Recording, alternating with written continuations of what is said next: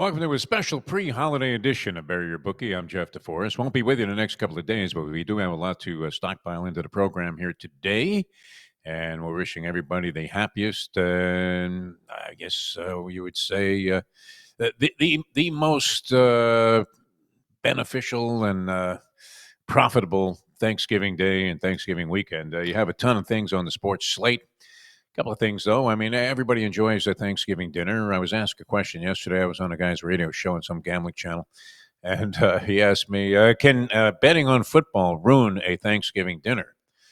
And I thought, well, there are many ways to ruin a Thanksgiving dinner. In fact, I happen to be the person. I believe I lead the league in blown Thanksgiving dinners.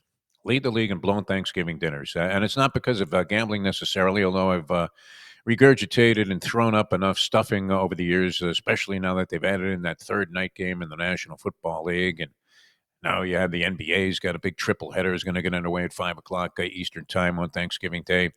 But you have the traditional games, the Detroit Lions, who usually stunk the joint out, but every now and then would pop a cover on a Thanksgiving Day, even when they were running L.T. Taylor into the line of scrimmage for 1 yard plunges, play after play after play. And it was the most boring stuff. And you were thinking, how long are they going to leave Milt Plum in there at quarterback? So this goes way back. And the Dallas Cowboys were usually pretty good on Thanksgiving Day, except we all remember here in South Florida, the Leon Lett game, which turned out to be almost an impossibility for the Dolphins and Don Shula to find a way to win that one, but they got very lucky. So we've seen a lot of strange things happen in those Thanksgiving Day games, and now they add in the third game, the night game, which features the Ravens and the Bengals. Probably when the schedule came out and they were saying, hey, how about this one on Thanksgiving Day? That looked like it would be a blockbuster, maybe to decide who was going to be the favorite for the Super Bowl. Instead, we have, although now on a winning streak, somewhat staggering Ravens team, not overwhelmingly impressive in their win over the hapless New York Jets, 23-10 last week. And the Cincinnati Bengals season has been an abortion because of the fact that Joe Burrow got injured early on, and they've always had a weak defense. They tried to make amends by signing their pass rusher and Hendrickson, and he's out, so that hasn't helped the cause any, but they do get Burrow back. We'll see if he has to shake off some ring rust or if he plays substantially at all. Getting 7 points in that ballgame against the Baltimore Ravens, so that's an interesting one to consider. But mentioned the blown Thanksgiving, never mind parlays. How about blown Thanksgiving dinners? Led the league in that category. Started out way back. My parents had moved to Florida. My dad was always a tremendous cook. He was a guy that actually finished second before submitting. Before food shows were even popular, there was the Julia Child Show, a world-renowned chef and commentator on food preparation and things of that nature. She had a television show. It was pretty simplistic. When you look at the production value of it, almost looked like some of those early coaches shows, like the Ali Sherman show. Very simple set and not much going on, not a lot of fanfare there, but he submitted a recipe there and actually finished second in a national search for the best recipe. So this guy could cook. But somehow in the later stages of my mother and father's life, they decided that they never wanted to use the stove. I don't know why. They moved to Florida. They had an apartment here, and they had never turned on the oven, never used it, and decided that they weren't even going to do it on Thanksgiving because my dad figured I can just microwave everything. And I don't know if you've ever tried to microwave a turkey. This food looked like it was brought back by some astronaut after a visit to Mars. It was incredible how badly it all came out. It sort of looked, it was kind of funny in its appearance because I don't know if you guys are familiar with the Ron Popeil toaster oven commercial where they would start out and put a couple of Cornish game hens in there, and there was always this one Korean lady in the front, and she would give it a standing ovation when they came out perfect. And then he'd throw like three fairly decent-sized trout onto the grill there and put it in the toaster oven, and that would come out perfect as if you had just been dining in some fancy French restaurant. And then eventually it just like shoves a wild boar in the thing to show you what its capacity is, and you're asking yourself if that's not a bit of a stretch of the imagination. So imagine trying to shovel this 20-pound turkey into a microwave. It didn't work out well. All of the pies literally looked like something that you had found if you had dug up an old car that was in the bottom of a canal and found some content inside the trunk, and the turkey itself was inedible. So that was one very surprising because all of the relatives always wanted to come to our house back in the day because of the way that my dad prepared all the food. He was an absolute expert on this stuff and had the best turkey that I've ever had, and the sides were always delicious. He did the thing where you put the mashed potatoes back in the skin. Really great. So for him to blow a Thanksgiving dinner was exceptional, and it was almost like the Giants blowing five fourth quarter leads in the span of not even a full season, two-thirds of a season.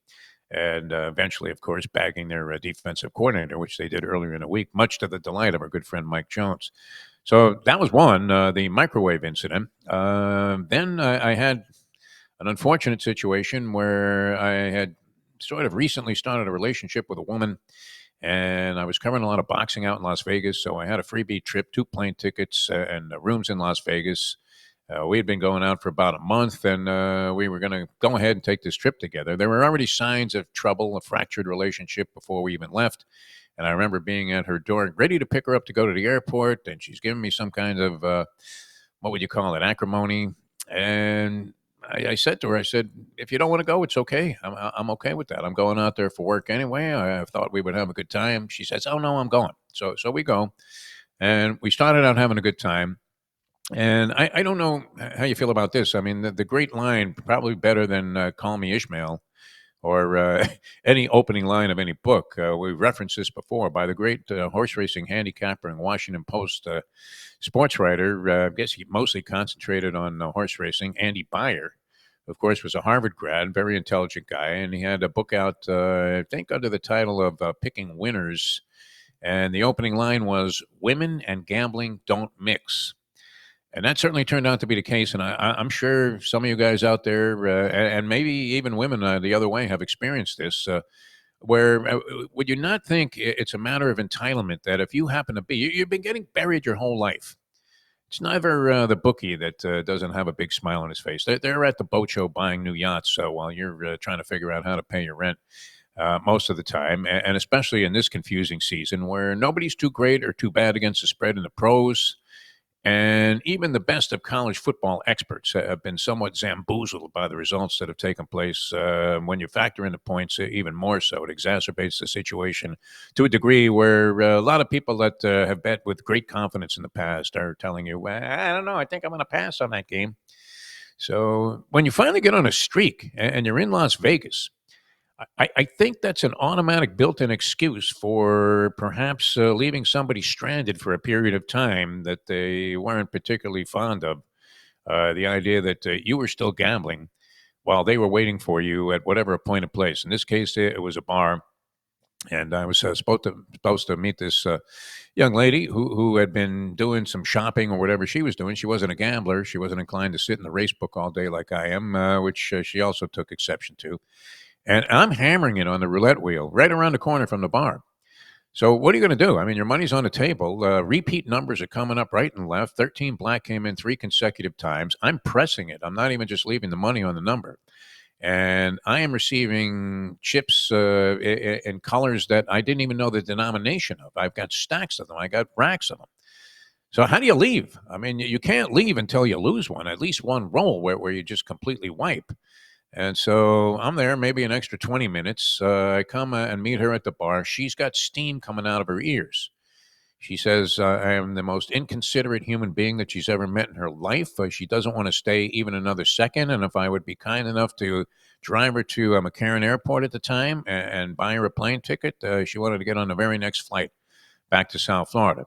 So I look into that. At the time, one-way tickets were not the way to go. That has changed for a much more favorable position that you would be in if you were in this same situation that I was, which is this is going back probably 25 years. A one-way ticket back from Vegas on the spot to South Florida was like $1,200, and I'm thinking, as much money as I just won, it's not worth putting this woman on a plane to save being with her for another 24 hours. We were going home the next day anyway. And so we stuck it out, and then she realized that as much as she despised even the thought of my existence at that point, and I really think for lousy, bogus, ill-founded reasons, I was winning. And you can't tear a gambler away from that. I don't know. I mean, unless it's some kind of life and death matter, the 15 minutes she had to spend at the bar, what was hardly enough, I think, to justify the position that she was taking, where she had deemed me to be, as I said, the worst human being that she's ever run into in her lifetime. So, long story shortened a little bit. Get to the point already, DeForrest. Uh, we had not realized, she had not realized that as she was just giving me the silent treatment all the way back home, that she had invited members of her family. Thanksgiving was coming up the next day after we got back, and she had invited members of her family to come to my house where we had agreed that we were going to host a Thanksgiving dinner. And so she says to me, finally breaking the silence, "Hey, would you mind? I don't want to have to rearrange everything for my family at the last minute here. So can we just pretend everything is on an even keel until the dinner's over, and then you never have to see me or speak to me again?" I'm agreeable to that. I didn't want to have her family have to go make new arrangements. And so I go ahead and I make my preparations. I was a really decent preparer of turkeys. So I had my turkey in the oven. Everything was going great. And sure enough, she comes over. And you know how these situations tend to flare up almost immediately. You're trying to put on a facade that you actually get along and have the family just have a decent dinner. Something ignites the very same anger that I experienced when I met her back at the bar in Las Vegas. And the next thing you know, I lived on a canal off what is known as the Intercoastal Waterway here in South Florida. Pretty wide canal, too. She makes like she's Ray Guy, gets mad, and punts the turkey into the water. And there it was, like I was in Castaway, Tom Hanks, watching the volleyball just go rolling out the canal and into the intercoastal. Boats are running it over, and so we sat there, and as the family is waiting for the turkey to be served, I'm thinking, well, do I take one of my wave runners out and try and fetch it and get it back? But naturally, that pretty much put an end to the festivities there, and everybody went home. And I will say that, true to our words, I never spoke to or saw this woman ever again. And then finally, it's a very popular thing, and you have to be careful about this, where you fry a turkey. You always see it's popular here in Florida. And I don't know how popular it is in other places. It's probably cold there. You don't necessarily want to go outside and drop a turkey into the fryer, but comes out supposedly just absolutely amazing. I mean, non-comparable, incomparable compared to just even traditional methods of cooking a turkey. Frying a turkey brings out all of the flavor and the juices, and just supposedly a great, great delicacy. I'm sure people have experienced this no matter what part of the country you're in. And they always have like the fire department doing some kind of demo to show you how not to fry a turkey because it can cause great harm and great danger. I mean, it's just like the July 4th thing where there's always somebody that you hear a story about, a horror story, first thing on the news, somebody blew three fingers off and got hurt badly in a fireworks accident. Almost routinely, somebody torches their house or car or burns up most of their backyard trying to fry a turkey. So they give you all of the warnings. And it was enough for me to convince me that I really didn't want to drop a turkey into a hot vat of oil. And I'm talking about with a friend of mine that worked at a restaurant, and he said, "You know what? You're going to be in here doing a show for a couple of hours. That's all it takes to fry a turkey. I'll throw it in the fryer here, and then you can take it home and serve it tomorrow." So sure enough, I do the show, and the guy says, "Yep, yeah, it looks like it's done." And he gives me the turkey, wraps it up, I take it back home, and we have everybody sitting at dinner. All the sides came out perfectly, and we get ready to carve the turkey. Absolutely as raw as it could possibly be. So everybody's there craving this bird that I was bragging about the fact that I had fried for me at this restaurant. And instead, the next move was hopping in the car and everybody's off to Denny's because what good is Thanksgiving dinner if you don't somewhere along the way at least have a slice of turkey? So blown Thanksgiving dinners, it's happened to me. I hope everything lately. My son has been preparing these things, so he's very efficient at it, and I think he's even going the catering route. So figures to be all intact and all ready to go according to protocol. And I hope the same is true for you guys. Now, the other thing that can blow a Thanksgiving dinner is losing all three games on the NFL slate. We talked about it a little bit yesterday with Mike Jones. I'm not sure. Are the gods of gambling cruel enough to allow all three favorites to prevail? I guess that would be to the satisfaction of most people. Are most people just betting favorites no matter what? Because the favorite always looks more appealing. That's why they're favorites. Always does. And then you start to consider the points, and you're thinking, is that enough to entice me? Green Bay and Detroit, for example. Detroit not playing great this year. Green Bay looked like a world beater. They crushed them in the first game of the season, beat them by 2 touchdowns. Everybody was already pointing Green Bay as the team that would be in the Super Bowl, representing the NFC. They've come back to the pack and maybe snuck back into reality a little bit. Detroit favored by 2.5. I believe 4 of the 5 offensive linemen are at least dealing with some sort of injury for this game, including the 2 tackles. Now, they did rally from the grave in this game against the Giants and somehow lucked out and kept very realistic playoff hopes alive by beating the Giants in overtime. Jahmyr Gibbs had a phenomenal game. It was incredible. It almost looked like the old electronic football. I don't know if you guys go back far enough to remember that, where you put these little men on a board there and they had a little felt ball. You could barely even, it was the size of less than a peanut. And as soon as you sparked up the electricity, and I've seen some comebacks of the rendition of this game recently online, but as soon as you turned on the electricity, it literally was like you turned on the juice in old Sparky, and we're about to execute somebody. And there was a pretty good chance that you would be shocked yourself. But all the men just fell down. All the defensive guys fell down, and the guy would maybe jog his way through. That was Jahmyr Gibbs against the Giants last game on Sunday for Detroit. I don't know if they get that lucky against Green Bay, but the 2.5, very debatable whether you're going to take that or leave that. The Chiefs have been very inconsistent. Dallas, let's not forget, they were down 21-0 to the Eagles before they staged that comeback. Now, that was encouraging. But if you're down 21-0 to the Chiefs, I don't know you're going to be able to bail yourself out on successive weeks, especially a short week. Dallas, though, you'd think would be especially tough at home. The 3 points looks tempting there. We talked about that. And the Bengals in Baltimore, natural rivalry. Joe Burrow possibly coming back here. It looks like he's going to be starting for the Bengals in this game. They're getting 7 points. Pretty tough to decide which way to go in all 3 of those games. I'm going to go ahead and sort of change it up a little bit. Is it possible that the gods of gambling can be kind enough to the underdog players that all 3 dogs prevail? So I'm thinking about making it a 3-dog night after we analyze these games in greater detail, and just saying abandon all logic in this one. Take the 3 underdogs, put them all together, a couple of bucks on that, and then hope for the best and hope you don't have digestive problems later on, as somehow the Baltimore Ravens, who didn't look great against the New York Jets. They failed to cover the eventual spread, which I think was 14. They're not beating anybody by wide margins. Lamar Jackson isn't running as effectively as he has in the past. Derrick Henry, I think, was averaging 2 yards a carry in that game against the Giants. So there's a possibility the Bengals wake up. They've been competitive in some games, even with backup quarterbacks. Can they get it done with 7 points? Maybe so, but you can always hedge out, I guess, a little bit if you're inclined to do so that you salvage your Thanksgiving with some dignity. If you happen to play my 3-dog night parlay, which would be Green Bay, Dallas, and the Cincinnati Bengals. So we'll see what happens with that. I do have some plays here from the professor. We weren't able to connect with the professor today due to some technical difficulties that we were incurring here on the internet.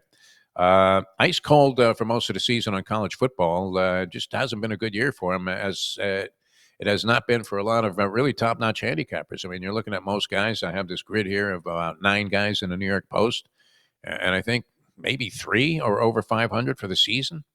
Very unusual year in college football, because not only do you have to at least hit close to 60% just to cover the juice, but if you're sub 500, you are literally, you're not getting buried. You're getting cremated by the book at this point. He does have some college football plays for you, though, but he's been red hot on college basketball, and there are games going on today in these tournaments. So you might want to make note of these. He likes Iowa State laying 9 against Syracuse. Syracuse made a great account of themselves against Houston. Houston turned around the next day and subsequently lost their ball game as the 3rd-ranked team in the country. Syracuse got throttled in their subsequent game.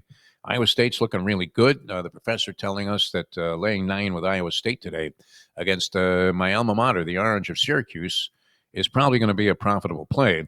And then Tennessee looking really, really good so far, and they're going against Kansas today, only laying 4.5, probably because of the brand name of Kansas. Kansas has not been all that brilliant so far this year. They've been okay, but Tennessee's playing some great basketball. So he says, go ahead, taking two favorites here on the day, lay 4.5 with Tennessee against Kansas. These are basketball tournament games going on today. And then you have Gonzaga also in action today. And Gonzaga, I think they take on Michigan, the Wolverines. Both those teams playing great. So that might be one to just sit out and watch and enjoy. But both of those teams were not necessarily expected to be as good and give as strong an account of themselves as they have so far. So the professor just saying, hey, sit back, relax, and enjoy Gonzaga. Well, on the college football grid over the weekend, University of Miami and Pittsburgh. Most of the people here in town are thinking this is the game that Mario Cristobal completely fucks up and Pittsburgh beats them, and then they're out of this whole argument about whether or not they belong in the college football playoff. They need a series of miracles to get into the ACC championship game. Currently inside the CFP rankings to get in there at number 12. Projected as the 11th seed as of this week, but many other things have to happen for them to sustain that. And some of the teams that are just outside the top 12 may be better teams. People have been debating whether the University of Miami, belongs in there over Notre Dame. I don't even know if that's going to be part of the argument as they decide things, but many people feel that Pittsburgh is going to beat them outright with the Cristobal factor. Professor not inclined to believe that. He's saying go ahead and lay the 6 with the University of Miami against Pittsburgh. Then he also feels that the Alabama-Auburn game, Alabama is going to bounce back from the disappointing loss that they suffered and cover the 6 and a hook against Auburn. And then UNLV goes against Nevada. He thinks Nevada is just absolutely terrible. UNLV laying 7 and a hook in that rivalry game, and he thinks it's worthwhile to go ahead and give up that outlay. And he figures that UNLV will easily cover the 7.5 against an awful Nevada team. So there you have it. In the immortal words of the late great wrestling announcer Gordon Soley, the professor's plays going with 2 college basketball games today. Iowa State -9 over Syracuse. Tennessee -4.5 against Kansas.